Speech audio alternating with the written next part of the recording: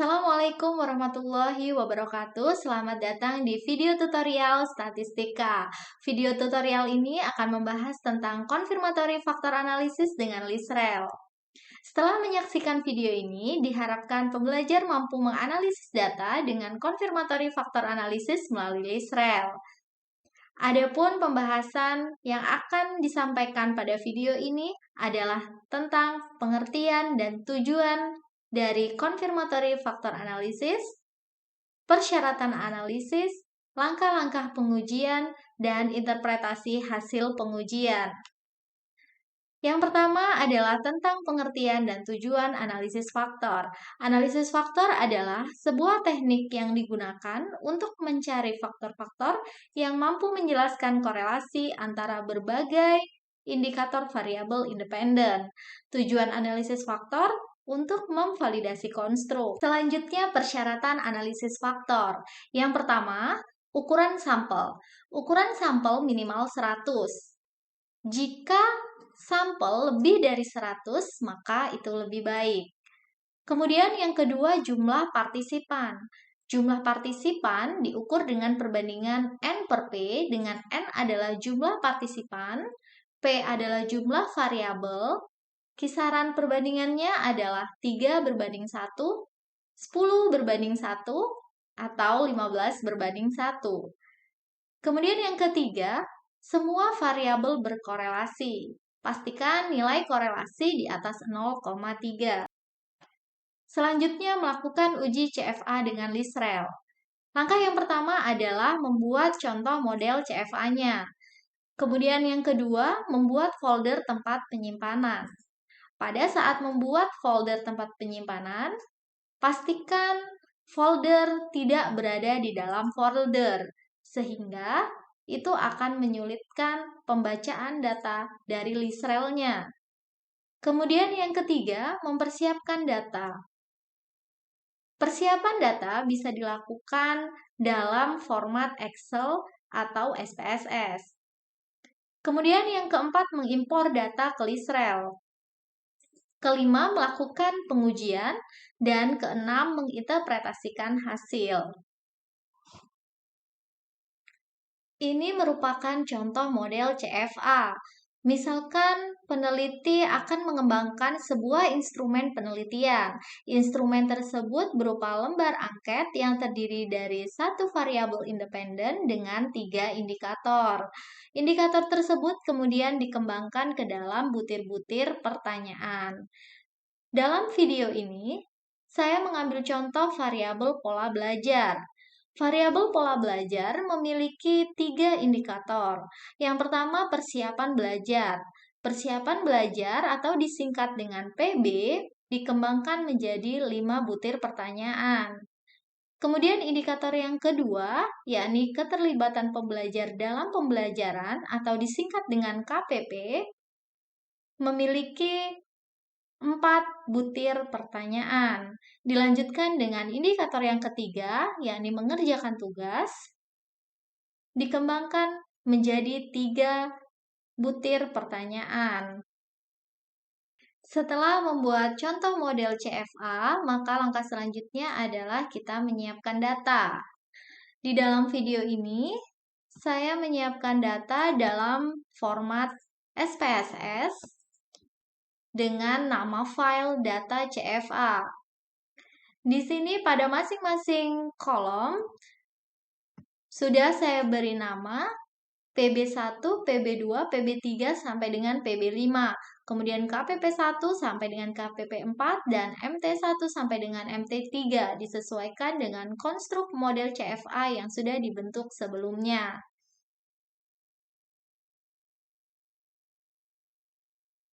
Data disiapkan sebanyak 219 responden. Cara pengujian yang pertama adalah kita membuka aplikasi LISREL terlebih dahulu. Di sini saya menggunakan LISREL tipe 8.0. Setelah aplikasi LISREL terbuka, maka langkah selanjutnya adalah kita mengimpor data dari SPSS ke dalam LISREL. Caranya adalah dengan mengklik File, Import Data in Free Format, File of types-nya kita ubah dulu menjadi SPSS. Klik datanya, kemudian open. Setelah data berhasil terimport, maka langkah selanjutnya adalah kita mengklik data, define variable, kita blok semua butir pertanyaan yang ada pada kolom, kemudian klik variable types, klik continue, checklist apply to all, kemudian OK. Setelah selesai, maka langkah selanjutnya adalah kita menentukan outputnya dengan cara mengklik statistik, output option, kemudian checklist, LISREL system data, kemudian OK. Setelah ada output seperti ini, maka langkah selanjutnya adalah kita membuat diagram path-nya. Caranya adalah File, New, kemudian kita ambil path diagram, klik OK.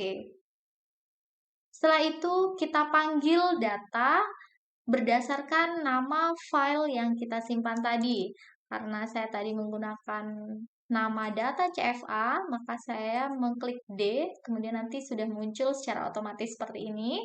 Data CFA.psf, formatnya yang PSF. Kita klik, kemudian save.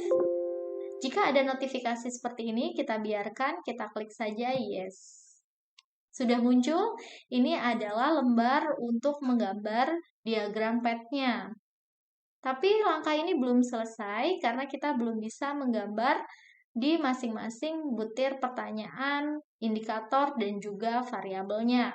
Kita perlu melakukan penamaan dari variabelnya terlebih dahulu. Caranya adalah dengan mengklik setup, kemudian klik variabel, add or read variable, kemudian browse, data diklik, formatnya dalam bentuk DSF, kemudian open, OK. Setelah muncul, maka selanjutnya kita memberi nama add latent variable. Yang pertama, dimulai dari variabel independennya. Tadi saya menggunakan variabel independen pola pikir, maka saya singkat menjadi PP. Kemudian indikator yang pertama adalah PB. Selanjutnya adalah KPP. Dan yang terakhir adalah MT. Setelah variabel independen dan indikatornya terinput, maka langkah selanjutnya adalah kita mengklik OK. Sudah muncul di laman kerja, maka langkah selanjutnya adalah kita memberi tanda silang pada masing-masing butir pertanyaan. Kita beri tanda silang di masing-masing indikator.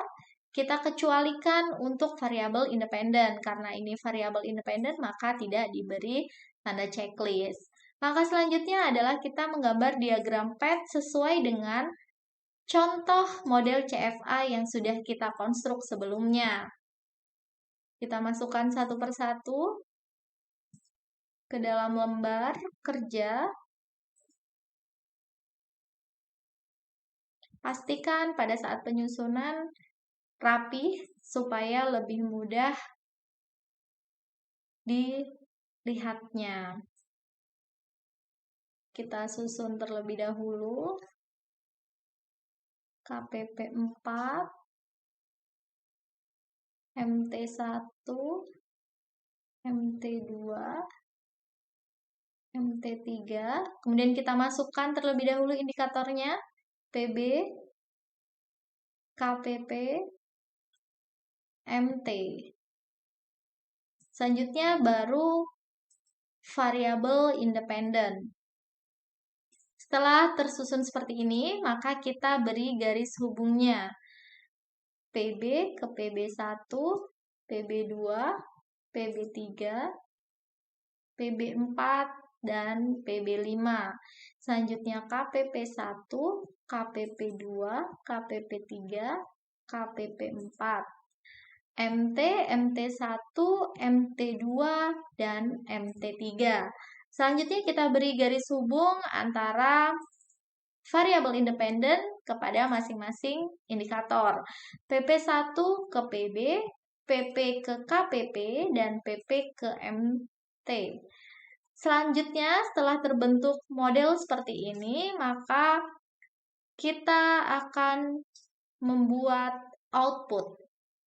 Klik output, kemudian list rel output, klik selection, kita beri checklist di residual, total effect, factor scores, standardized, completely. Setelah itu klik OK. Kemudian kita bisa melihat bahwa kita sudah merequest untuk masing-masing outputnya. Setelah itu adalah kita mengklik setup, build list rel, sudah muncul, dibiarkan saja. Selanjutnya kita run dengan tanda gambar orang berlari di sebelah atas ini. Klik run. Nah, maka terbentuklah model hasil pengujian dari confirmatory factor analysis. Setelah muncul gambar seperti ini, maka langkah selanjutnya adalah kita interpretasi hasil. Setelah pengujian CFA menggunakan list rel selesai, maka kita bisa melakukan interpretasi hasil. Interpretasi hasil dapat dilihat dari diagram PET atau konstruk model yang terbentuk. Konstruk model yang terbentuk diharapkan menjadi model yang fit atau cocok. Model dinyatakan fit atau cocok apabila memenuhi kriteria kelayakan berikut. Ini adalah kategori kelayakan model. Apabila nilai p-value lebih besar dari 0,05, RMCA kurang dari 0,08, dan chi-square atau DF kurang dari 3,0. Sekarang kita melihat hasil dari analisis PET pengujian CFA. Kita lihat bahwa nilai chi-square ini lebih besar dari 3,0. Maka ini model tidak fit. Kemudian DF-nya 51 yang seharusnya adalah kurang dari 3,0. Kemudian p-value 0,0. Kategori kelayakan p-value adalah lebih besar dari 0,05, sedangkan ini 0,0, maka tidak fit. Sedangkan untuk nilai RMCA itu harus bernilai kurang dari 0,08, sedangkan ini lebih dari 0,08. Apabila dari keempat nilai ini ada salah satu nilai yang tidak memenuhi dari kriteria kelayakan model, maka model yang dikonstruk ini dinyatakan tidak fit atau tidak cocok. Untuk lebih memahami materi ini, pembelajar dapat melakukan latihan sebagai berikut. Yang pertama, rumuskan masalah yang berkaitan dengan analisis CFA. Yang kedua, membuat data dengan jumlah minimal responden 100. Yang ketiga, melakukan analisis data menggunakan list rel. Dan yang keempat, buat interpretasi hasil. Demikian penjelasan tentang pengujian data dengan confirmatory factor analysis melalui list rel. Semoga video tutorial ini bermanfaat. Jika ada pertanyaan, dapat disampaikan secara langsung melalui kolom komentar di bawah video ini. Terima kasih sudah menyaksikan video ini. Wassalamualaikum warahmatullahi wabarakatuh.